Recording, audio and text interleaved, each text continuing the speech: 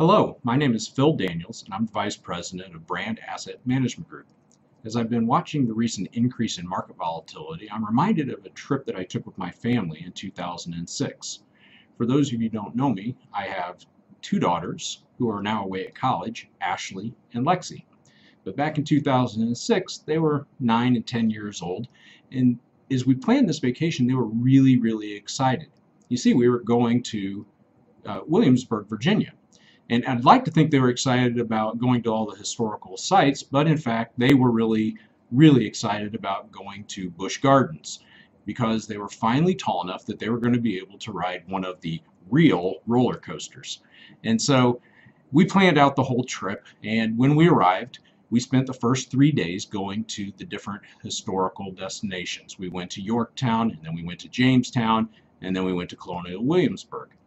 And every day, our daughters would ask, is today the day that we get to go to the theme park and ride the roller coasters? And we would say, no, not today, but soon. Well, by the fourth day of the trip, they asked the same question they'd asked the prior days, and that was the day we could say, yes, girls, we're going to Busch Gardens today. So we went to the park and we got there before they opened. We were standing in line when they opened the gates, and when they opened the gates, we made a beeline for Apollo's Chariot. Now, I'd done a little research because my girls had a couple of provisions. They said, we don't want anything that goes upside down. We're not ready for that. So no loops, no corkscrews. But Apollo's Chariot was an awesome roller coaster. It was the tallest and fastest one at Busch Gardens when it was originally built, and it didn't go upside down at all. So we went straight there. We got there quickly enough that there weren't a lot of people in line, and so they seated my wife and my younger daughter in one row, and my older daughter and I in the row behind. And so my older daughter Ashley was sitting to my right, and we're going up the first incline, and it's about a 170-foot climb to the top. It takes about 45 to 50 seconds. And during that time, the girls were thrilled. They were looking over to the left and they could see where we parked the car, and they could see how we'd driven to the theme park that day, and they looked over to the right and they could see all the other attractions, and they were excited about, hey, after this can we go do that, and we want to go do this, and does that roller coaster go upside down, Dad? Yeah, that one does. Okay, I don't want to do that one. But they planned out the rest of the day, and in that 45 to 50 seconds they were as excited as I think I've ever seen them. Now, Apollo's Chariot, when you get to the top of that climb, there's a little bit of a pre-drop where you come over the crest of the hill and it just kind of flattens out before you go down the first drop. That first drop is 210 feet at a 65-degree angle where you reach speeds up to 73 miles per hour. It was awesome. And we come down that drop, and then there are two hills afterwards that you go through, and you hit this weightless sensation.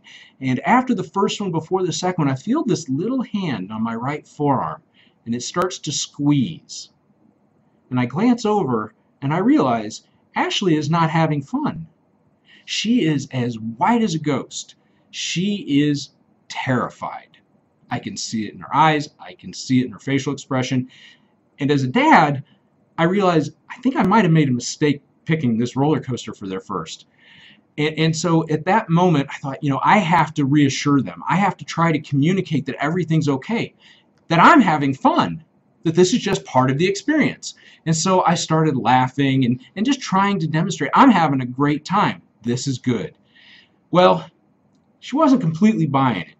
And fortunately, the whole roller coaster ride, from the time you hit the peak of that first climb until you come to the end, is only about a minute.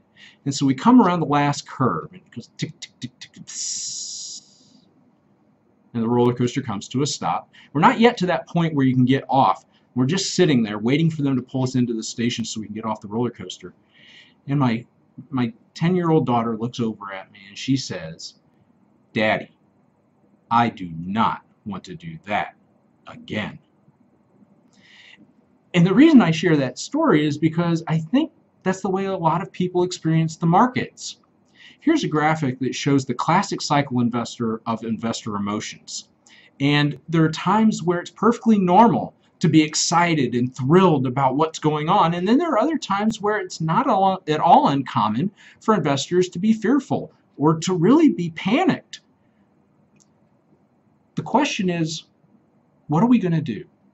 And so my encouragement is to have a plan. Have a strategy that's appropriate for you and your goals and with your risk tolerance.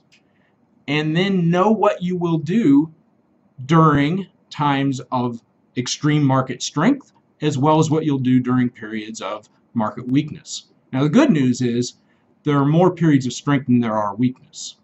But we still need to know what is our plan for each environment.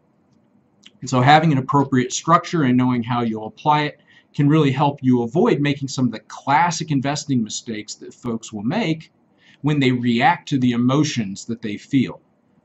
One of the key takeaways from this little video is it's normal to have the emotional reactions. The thing that will be best for your investing success is that you know how you'll behave rather than reacting predicated on those emotions. And the parallel I draw between investing in the roller coaster is, my daughters were really excited as that roller coaster was going up, and they weren't so excited when it was going down. And that's perfectly normal too. The good news is my girls love roller coasters today, and in fact will even go on the ones that go upside down. They haven't found a roller coaster they won't ride at this point.